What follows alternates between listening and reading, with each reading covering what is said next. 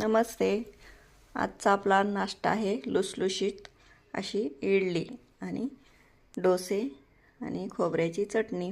थंडीच्या दिवसामध्ये गरम गरम इडली खायची सर्वांनाच इच्छा होते, पण थंडीच्या दिवसामध्ये काय होतं, पीठ व्यवस्थित आंबलं जात नाही किंवा फुगत नाही. तर एका खास अशा विशिष्ट पद्धतीने मी पीठ आंबून ही इडल्या बनवलेल्या आहेत.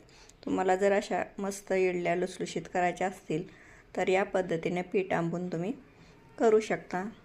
संपूर्ण व्हिडिओ सपकाळताई रेसिपीज या माझ्या चॅनलवर अपलोड झालेला आहे, तर तुम्ही नक्की बघा.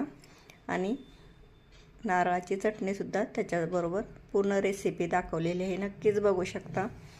व्हिडिओ जर आवडला तर व्हिडिओला लाईक, शेअर आणि कमेंट करायला विसरू नका. चॅनलला सबस्क्राईब करा आणि बेलचं बटन प्रेस करायला विसरू नका. अशा मस्त लुसलुशीत इडल्या पण करायला तुम्ही अजिबात विसरू नका. धन्यवाद.